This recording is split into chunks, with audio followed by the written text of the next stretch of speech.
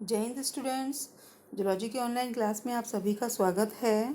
Students, पिछले class में अपन ने एग्नथा का क्लासिफिकेशन पढ़ा था, ठीक है। आज अपन पढ़ेंगे नेथ्रोस्टोमेटा का क्लासिफिकेशन। ओके, नेथ्रोस्टोमेटा में एनिमल्स आते हैं जिनमें true jaws and paired limbs पाए जाते हैं। ओके, नेथ्रोस्टोमेटा को 2 सुपर क्लास में डिवाइड किया गया है। First super class species and second super class Tetrapoda. Species में आती हैं जितनी भी फिशेज जो होती हैं या फिश लाइक एनिमल्स होते हैं वो इसके अंदर आते हैं। और टेट्रापोडा में आते हैं 4 लिम्ब एनिमल, ठीक है, चतुष्पादी जंतु, 4 पाँव वाले जंतु इसके अंदर आते हैं। अब अपन पढ़ेंगे, देखिए, comparison between super class species and Tetrapoda. तो फर्स्ट सुपर क्लास में एक्वेटिक एनिमल्स आते हैं, जबकि टेट्रापोडा में aquatic, terrestrial and aerial animals, ठीक है। सुपर क्लास स्पीशीज में एनिमल्स में मीडियन फिन प्रेजेंट होता है, टेट्रापोडा के एनिमल में मीडियन फिन एब्सेंट। स्पीशीज में एनिमल्स में पेयर्ड अपेंडिसेस जो होते हैं फिन्स के रूप में होते हैं, जबकि टेट्रापोडा के जो एनिमल्स हैं उनमें पेयर्ड अपेंडिसेस जो होते हैं वो पेंटाडेक्टाइलर लिम्ब के रूप में होते हैं। इनमें स्किन जो होती है मॉइस्ट होती है, स्केली होती है। टेट्रापोडा के एनिमल्स जो होते हैं उनमें स्किन ड्राई एंड रिंकल होती है।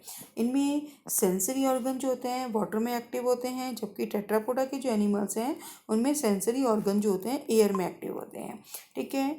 इनमें रेस्पिरेशन जो होता है एक्वाटिक एंड गिल्स के द्वारा होता है, जबकि टेट्रापोडा के जो एनिमल्स होते हैं उनमें रेस्पिरेशन जो है वो एरियल एंड लंग्स के द्वारा होता है।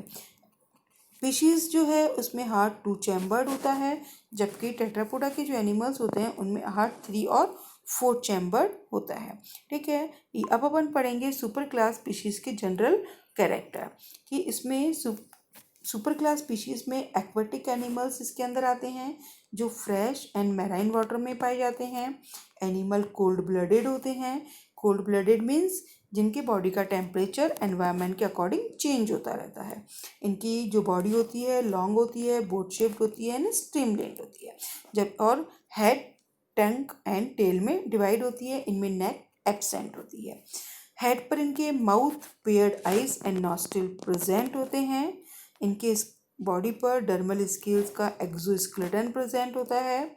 इनकी बॉडी पर पेयर्ड एंड अनपेयर्ड फिन्स जो होते हैं इनके अंदर पाए जाते हैं, और ये क्या करते हैं, एनिमल को स्विमिंग में हेल्प करते हैं, ठीक है। जो इनमें अनपेयर्ड फिन्स होते हैं उनमें डॉर्सल सरफेस पर 1 और 2 डॉर्सल फिन, वेंट्रल सरफेस पर 1 वेंट्रल और एनल फिन, और कॉडल फिन प्रेजेंट होता है। कॉडल फिन कहाँ पाया जाता है, टेल के चारों ओर। जो पेयर्ड फिन्स होते हैं उनके रूप में 1 पेयर जो है pectoral and fin and 1 pair इसमें पेल्विक फिन प्रेजेंट होता है, okay. Endoskeleton cartilage and bones का बना हुआ होता है, ठीक है। माउथ में ट्रू जॉज एंड टीथ इनके अंदर प्रेजेंट होते हैं। इनकी जो मसल्स होती है वो सेगमेंट्स में अरेंज होती है और उनको क्या कहा जाता है, मायोटोम्स उनको कहा जाता है। इनमें एलिमेंट्री कैनाल जो होती है उसमें स्टोमक एंड पैनक्रियास प्रेजेंट होते हैं, ओके। और इसमें जो लास्ट साइड होती है उस पर एनस जो होती है इनके अंदर पाई जाती है, ठीक है। इनमें रेस्पिरेशन जो होता है गिल्स के द्वारा होता है और 5 to 7 पेयर गिल स्लिट्स इनके अंदर प्रेजेंट होती हैं। इनमें हार्ट 2 चैम्बर्ड होता है, 1 auricle and 1 ventricle present, okay. इनमें एक्सक्रीशन जो होता है मीजोनेफ्रिक किडनी के द्वारा होता है। एनिमल जो होते हैं एमोनोटैलिक एंड यूरियोटैलिक।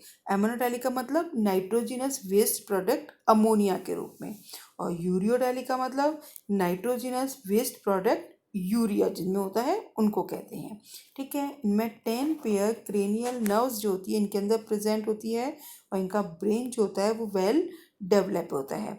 इनमें एक्सटर्नल एंड मीडियन ईयर जो होते हैं वो एब्सेंट होते हैं, और इंटरनल ईयर में 3 सेमी सर्कुलर कैनाल जो होती है इनके अंदर पाई जाती है।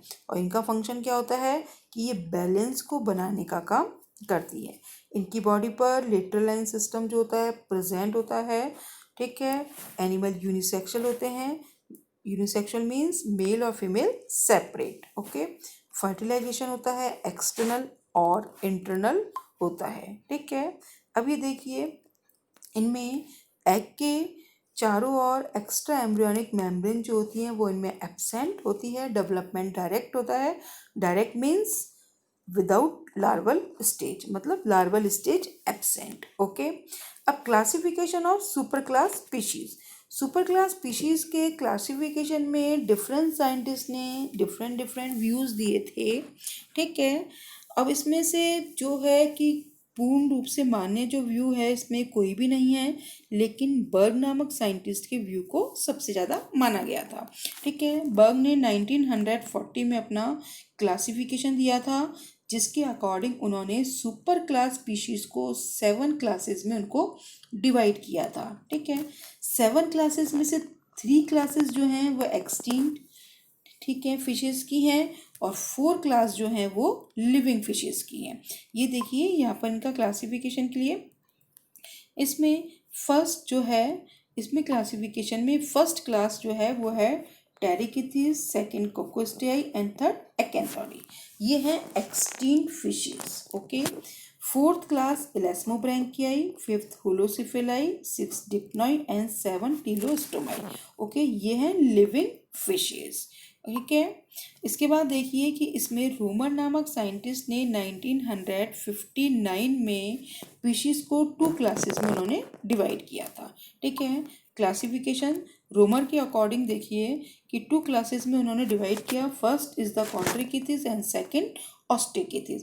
कॉन्ट्रिकिथिस को उन्होंने दोबारा 2 सब क्लासेस में डिवाइड किया था, एंड इलेस्मोब्रैंकियाई एंड होलोसिफिलाई।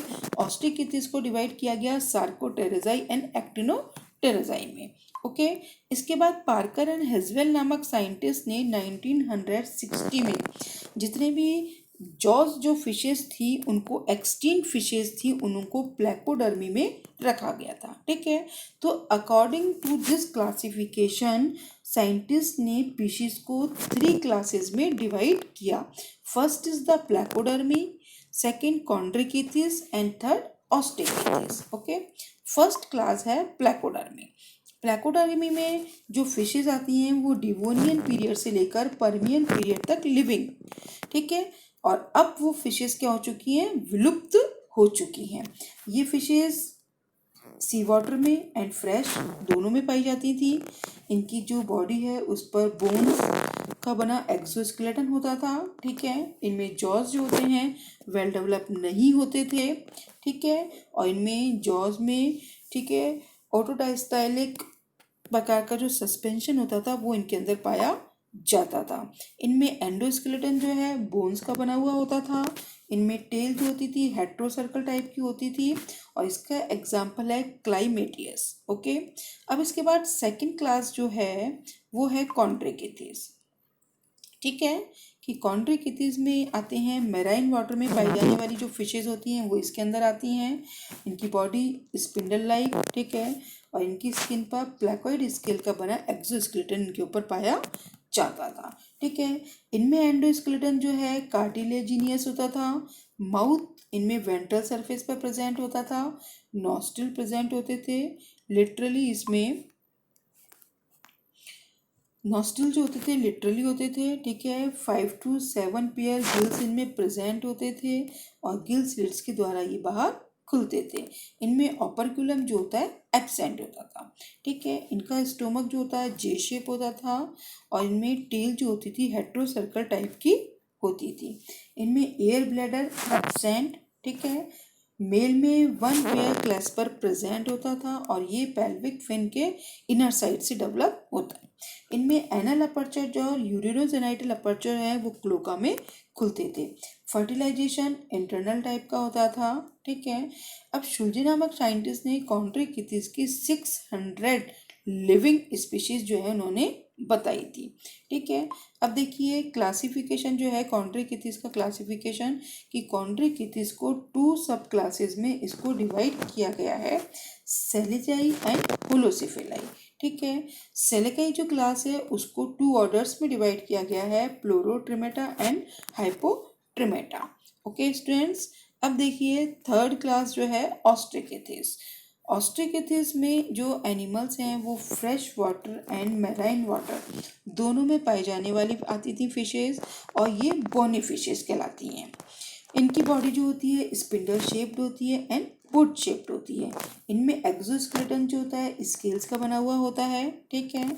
इनमें माउथ जो होता है टर्मिनल और सब टर्मिनल होता है, ठीक है। इनके जॉज में टीथ प्रेजेंट होते हैं। इनमें एंडोस्केलेटन जो होता है बोन्स का बना हुआ होता है and notochord replace by vertebral column, ठीक है।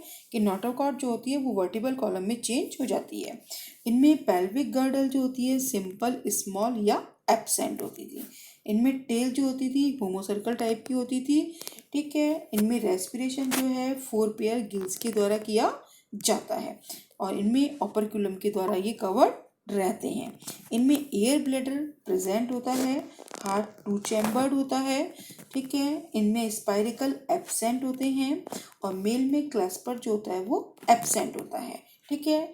समझ में आ गया। और अगर क्लैस्पर प्रेजेंट होता है तो वो एंटीरियर साइड पर होता है और उसमें पेल्विक फिन से डेवलप नहीं होता है, ठीक है।